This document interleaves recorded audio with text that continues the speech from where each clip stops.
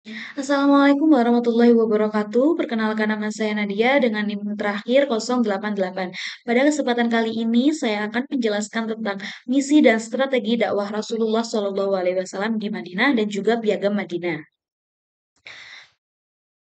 Sebelum kita masuk pada pembahasan misi dan strategi Rasulullah dakwah di Madinah, kita bahas terlebih dahulu apa sih latar belakang yang menyebabkan yang menyebabkan Rasulullah ini hijrah ke Madinah. Jadi setelah menghadapi berbagai tekanan dan ancaman di Mekah, Rasulullah memutuskan untuk berhijrah ke Madinah. Jadi yang membuat Rasulullah akhirnya memutuskan untuk berhijrah ke Madinah karena Rasulullah telah mendapatkan banyak tekanan dan juga ancaman di Mekah. Jadi akhirnya Rasulullah berhijrah ke Madinah. Nah, di Madinah, selain menyebarkan ajaran Islam, Rasulullah juga membangun tatanan sosial, politik, dan ekonomi yang harmonis di tengah keberagaman suku dan juga agama.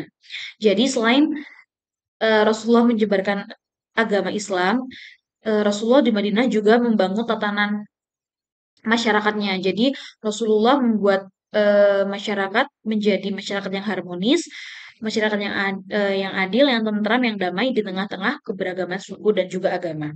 Nah, salah satu strategi utama Rasulullah dalam menegakkan Islam di Madinah itu dengan cara membangun Piagam Madinah. Piagam Madinah itu apa? Piagam Madinah itu sebuah perjanjian yang mengatur hubungan antara kaum Muhajirin, kaum Ansor, kaum komunitas Yahudi dan juga kaum suku-suku lainnya. Jadi, banyak strategi yang dilakukan Rasulullah, salah satunya adalah Piagam Madinah yang nanti di depan akan kita bahas. Nah, Piagam Madinah ini mencerminkan prinsip-prinsip keadilan, toleransi, dan juga perdamaian yang menjadi dasar kehidupan bermasyarakat. Jadi, Piagam Madinah ini menjadi pedoman masyarakat Madinah untuk hidup bermasyarakat dengan satu sama lain, seperti itu. Nah, kemudian apa sih faktor-faktor yang menyebabkan Rasulullah memilih kota Madinah untuk tempat hijrah yang selanjutnya? Jadi yang pertama adalah Madinah adalah tempat yang paling dekat dari Mekah. Jadi Madinah itu tempat yang strategis karena tempatnya dekat dari Mekah. Yang kedua adalah sebelum diangkat menjadi nabi, Rasulullah telah mempunyai hubungan baik dengan penduduk kota tersebut. Jadi sebelum Rasulullah diangkat menjadi nabi, Rasulullah sudah mempunyai hubungan yang erat, sudah mempunyai hubungan yang baik dengan penduduk kota Madinah. Kemudian yang ketiga adalah penduduk Yathrib sudah dikenal oleh Rasulullah karena kelembutan budi pekerti dan juga sifat-sifatnya yang baik. Jadi penduduk Yathrib itu adalah penduduk kota Madinah. Jadi dulu sebelum sampai saat ini akhirnya menjadi kota Madinah namanya, dulu itu adalah kota Yathrib. Jadi penduduk kota Madinah itu Nabi sudah mengetahui bahwa penduduk kota Madinah itu orang-orangnya itu baik-baik, mempunyai sifat yang baik, mempunyai perilaku yang baik, mempunyai kelembutan budi pekerti yang baik, seperti itu. Jadi Rasulullah akhirnya memutuskan untuk eh, hijrah ke Madinah karena masyarakatnya yang baik. Kemudian yang terakhir, bagi diri Nabi, hijrah itu merupakan sebuah keharusan. Jadi selain karena perintah Allah, menurut Rasulullah hijrah itu adalah keharusan yang harus dilakukan oleh Rasulullah seperti itu. Nah, ketika kaum kafir Quraisy ini mendengarkan berita bahwa Rasulullah akan hijrah ke Madinah, mereka tidak tinggal diam. Nah, mereka ini melakukan pertemuan Darun Nadwah yang dihadiri oleh seluruh suku. Jadi eh, mereka ini berkumpul dengan seluruh kaum kafir Quraisy untuk membahas bagaimana caranya untuk menyerang Rasulullah. Jadi mereka merencanakan sesuatu. Nah, hasil dari pertemuan itu menghasilkan beberapa usulan tentang rencana menghalangi dan membunuh Rasulullah, yaitu dengan cara apa? Dengan cara membiarkan untuk Rasulullah sampai hijrah ke Madinah dengan sendirinya, kemudian memenjarakannya dan juga menghilangkan nyawanya. Seperti itu. Nah, tapi pada saat itu turunlah wahyu dari Allah berupa surat Al-Anfal ayat 30. Jadi Rasulullah itu mendapatkan wahyu yang mengabarkan tentang rencana kafir Quraisy itu tadi yang terdapat pada surat Al-Anfal ayat 30 yang berbunyi Bismillahirrahmanirrahim wa idh yamkuru bikal ladzina kafaru liyuthbituka aw yaqtuluka aw yukhrijuk wa yamkuruna wa yamkurullah wallahu khairul makirin, yang artinya disitulah Rasulullah mendapatkan nah dari Quran surat Al-Anfal ini Setelah Rasulullah mendapatkan perintah untuk hijrah, beliau keluar dari rumah secara diam-diam sehingga kafir Quraisy tidak berhasil dalam menjalankan rencananya. Jadi, setelah mendapatkan wahyu berupa surat Al-Anfal ini, Rasulullah tetap melaksanakan hijrah ke Madinah, tapi dengan cara keluar rumah dengan sembunyi-sembunyi, sehingga kafir Quraisy tidak mengetahui keberangkatan Rasulullah dan akhirnya kaum kafir Quraisy tidak berhasil menjalankan rencananya. Kemudian Rasulullah SAW tiba di kota Madinah pada tahun 622 Masehi. Nah, kehadiran Rasulullah dan juga umat Islam di kota Madinah itu menjadi tanda zaman baru perjalanan dakwah Islam. Karena apa? Karena umat Islam sudah tidak lagi mendapatkan gangguan dari kaum kafir Quraisy karena mereka di Madinah mendapatkan perlindungan dari penduduk kota Madinah yang Islam. Nah, jadi kaum Madinah yang Islam itu melindungi Rasulullah dan juga kaum umat Islam yang ikut bersama Rasulullah. Akhirnya Rasulullah memberikan nama kepada kaum Muslim Madinah itu sebagai kaum Ansor, artinya kaum yang melindungi. Nah, sedangkan umat Islam yang ikut bersama Rasulullah hijrah ke Madinah itu disebut dengan kaum Muhajirin. Nah, selanjutnya adalah strategi ketika Rasulullah sampai di Madinah. Jadi ketika Rasulullah sampai di Madinah, Rasulullah melakukan beberapa strategi, di antaranya yang pertama yaitu membangun masjid sebagai pusat ibadah dan tempat pertemuan umat Islam. Jadi karena Rasulullah niatnya berhijrah untuk mengembangkan agama Islam, jadi Rasulullah membangun masjid untuk pusat ibadah dan juga untuk tempat pertemuan sesama umat Islam. Yang kedua, dengan cara mempersaudarakan kaum Muhajirin dan kaum Ansor yang tadi telah saya sebutkan tadi. Nah, yang ketiga membentuk piagam Madinah atau perjanjian dengan masyarakat Yahudi Madinah yang akan kita bahas selanjutnya. Dan yang terakhir adalah mempersatukan suku Aus dan suku Khosraj. Suku Aus dan suku Khosraj ini adalah dua suku yang tidak pernah rukun. Jadi kedua suku ini selalu berkonflik dan juga selalu bermasalah satu sama lain seperti itu. Nah, kemudian latar belakang terjadinya Piagam Madinah. Apa sih yang membuat Piagam Madinah ini dibuat oleh Rasulullah? Jadi Piagam Madinah itu adalah sebuah perjanjian tertulis pertama kali yang disusun oleh Rasulullah pada tahun 622 Masehi yang berisikan perjanjian damai yang mau menyatukan berbagai perbedaan suku, golongan, dan juga agama untuk hidup bersama dan saling melindungi satu sama lain. Jadi Piagam Madinah itu adalah konstitusi tertulis pertama kali yang mengatur kehidupan masyarakat Madinah pada saat itu agar yang berhasil menyatukan juga berbagai perbedaan agar mereka dapat hidup bersama dan juga saling melindungi satu sama lain. Nah, kemudian apa sih isi Piagam Madinah itu? Jadi Piagam Madinah itu berisikan 47 pasal yang dibuat dalam dua waktu yang berbeda. Jadi yang pertama itu berisi 24 pasal yang membicarakan tentang hubungan antara umat Islam dengan umat-umat lainnya termasuk dengan kaum Yahudi. Jadi 24 pasal yang pertama ini eh, tentang bagaimana caranya untuk umat Islam ini hidup berdampingan dengan umat-umat yang lainnya, termasuk dengan kaum Yahudi. Dan itu dibuat sebelum terjadinya Perang Badar. Kemudian yang kedua berisikan 23 pasal yang memuat tentang hubungan antara umat Islam, yaitu kaum Muhajirin dan kaum Ansor. Nah, kemudian 23 pasal yang kedua ini eh, berisikan tentang bagaimana caranya eh, umat Islam ini hidup bersama dengan sesama umat Islam yang lainnya. Dan itu dibuat setelah Perang Badar.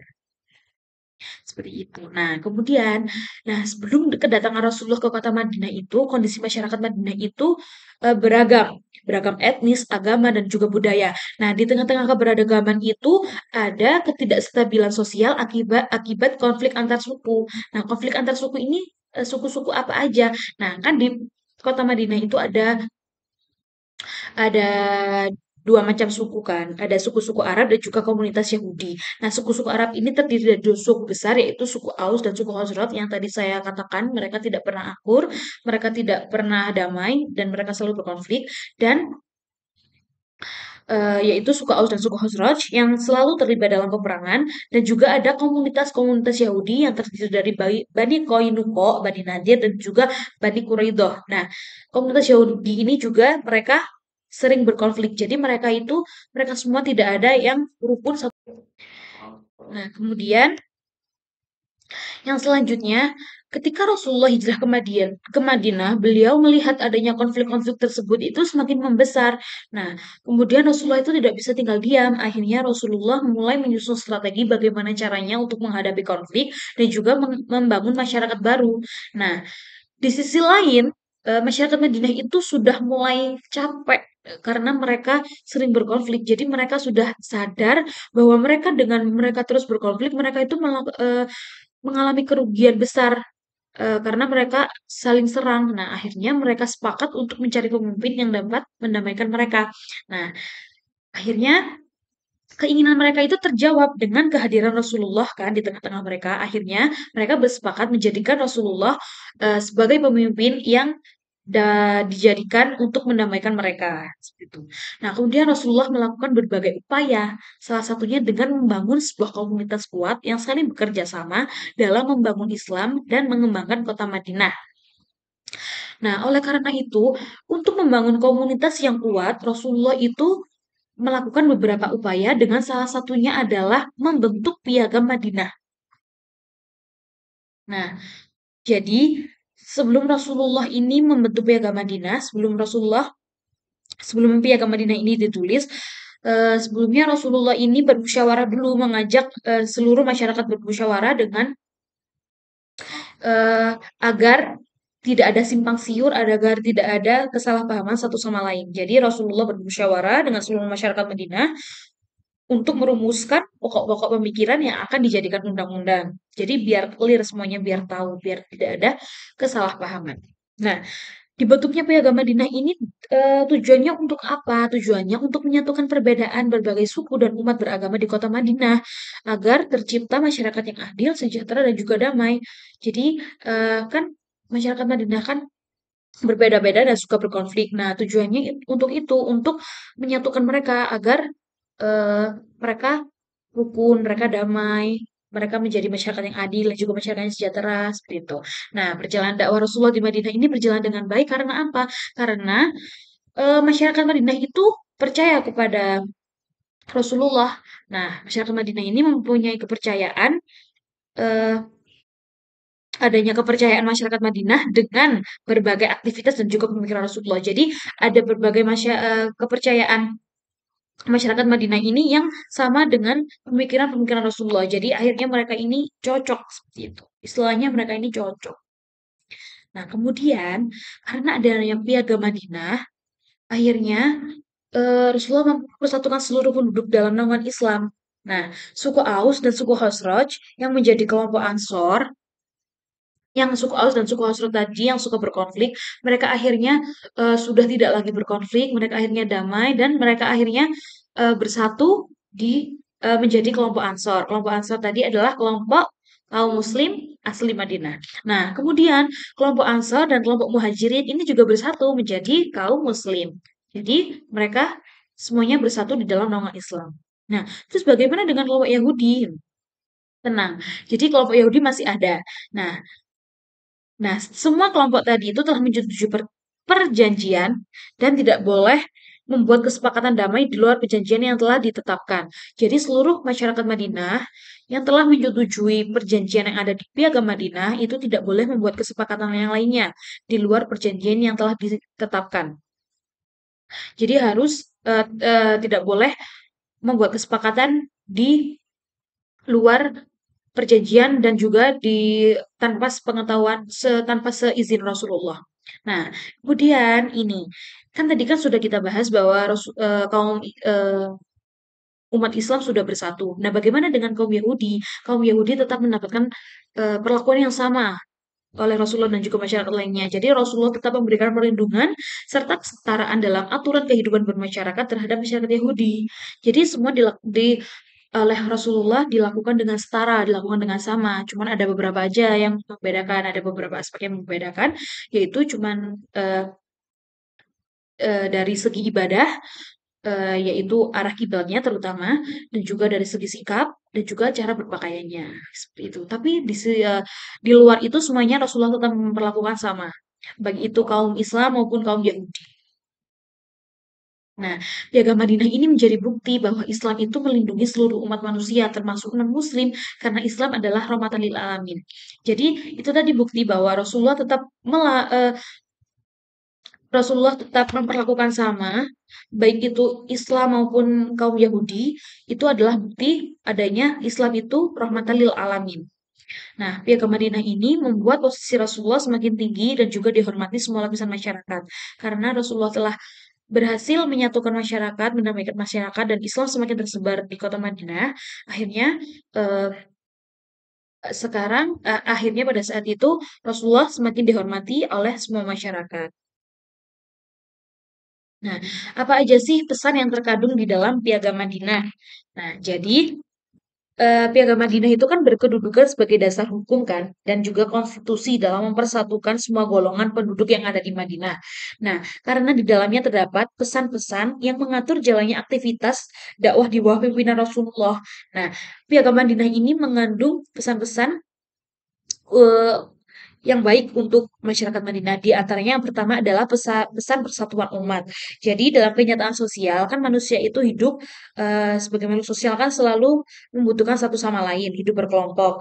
Nah, kenapa di eh, kenapa sih adanya hidup berkelompok itu supaya apa? Di Al-Quran juga sudah dijelaskan bahwa manusia diciptakan hidup berkelompok itu agar mereka itu saling mengenal, bisa saling mengenal perbedaan satu sama lain, bukan malah untuk berkonflik. Seperti itu. Nah, yang kedua adalah pesan persaudaraan. Nah, ketetapan Piagam Madinah ini tentang pembentukan umat bagi orang-orang mukmin di satu pihak dan bagi orang-orang mukmin bersama kaum Yahudi di pihak lain sudah menggambarkan dan mewakili pentingnya nilai persaudaraan. Nah, suatu bangsa, umat, negara tidak akan berdiri dengan kokoh tanpa adanya persaudaraan. Nah, persatuan dan persaudaraan ini adalah pondasi dan juga faktor eh, yang membentuk sebuah negara. Jadi faktor persaudaraan. Pesan persaudaraan. Yang ketiga adalah persamaan derajat, pesan persamaan derajat. Jadi Islam itu mengajarkan persamaan. Jadi baik bagi bangsa Arab maupun bangsa Arab, laki-laki, perempuan, kaya, miskin, pandai atau bodoh di dalam agama Islam itu sama. Nah, jadi melalui Islam Allah ini eh, mempersatukan mereka seperti itu. Jadi tidak ada perbedaan-perbedaan lagi. Jadi semua sama.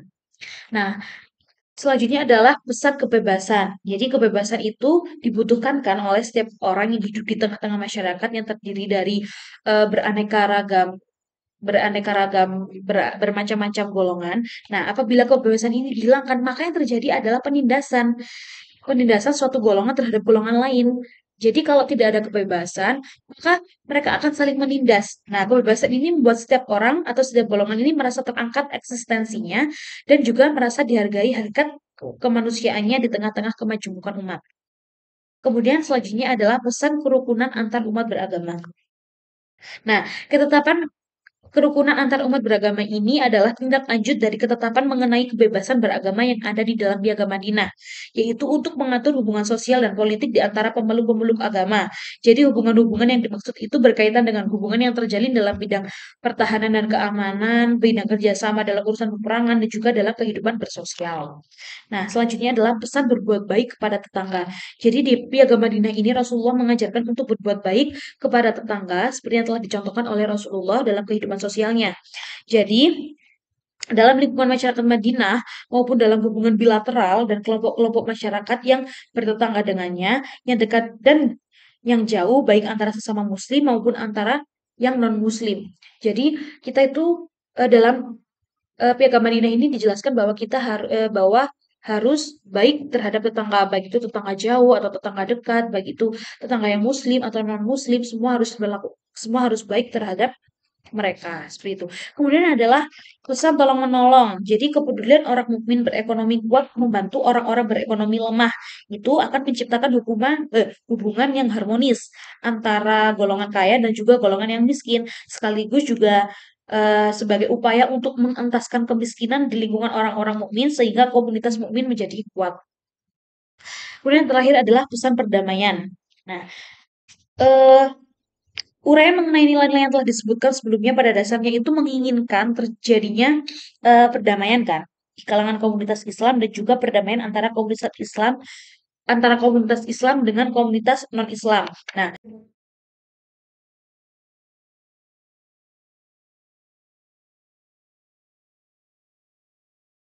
selanjutnya adalah pesan perdamaian. Jadi pesan perdamaian ini adalah eh, kan tadi sudah dijelaskan pada isi Piagam Madinah bahwa pada dasarnya eh, tujuan dibuatnya Piagam Madinah ini untuk agar terciptanya perdamaian di kalangan komunitas Islam dan juga perdamaian antara komunitas Islam dengan komunitas yang non-Islam. Nah, hal itu disebabkan karena apabila setiap komunitas ini memelihara dan juga melaksanakan hak dan kewajibannya yang terkandung dalam nilai-nilai yang diterapkan, maka perdamaian akan terwujud. Jadi apabila mereka mempunyai kesadaran untuk melakukan hak dan kewajibannya dengan baik, maka perdamaian akan terwujud dan akan tercipta masyarakat yang damai, adil, sejahtera, rukun. Jadi dengan mereka hidup berdampingan, jadi mereka hidup berdampingan dengan kondisi yang berbeda-beda, itu juga akan membuat mereka berdampingan dengan damai, dengan rukun, dengan sejahtera seperti itu. Kemudian yang terakhir adalah kesimpulan. Jadi kesimpulannya adalah dakwah Rasulullah SAW di Madinah ini menjadi fase yang terpenting dalam perkembangan Islam, di mana beliau ini membangun komunitas yang kuat serta sistem sosial, politik, dan juga ekonomi yang harmonis. Nah, Piagam Madinah ini menjadi landasan hukum untuk menciptakan perdamaian dan juga persatuan antara kaum muhajirin, kaum ansor, kaum komunitas Yahudi, dan juga masyarakat Madinah yang lainnya. Nah, melalui strategi dakwahnya, Rasulullah ini mempersaudarakan kaum muslim, menyatukan suku-suku, dan juga menjadikan Islam sebagai dasar pedoman yang adil. Keberhasilan ini menjadi tonggak penyebaran Islam dan juga membawa perubahan spiritual dan sosial yang signifikan. Seperti itu. Cukup sekian yang bisa dapat saya sampaikan. Apabila ada kekurangan, apabila ada salah kata, salah perbuatan, saya mohon maaf yang sebesar-besarnya. Akhirul kalam, ihdinas siratal mustaqim. Wassalamualaikum warahmatullahi wabarakatuh.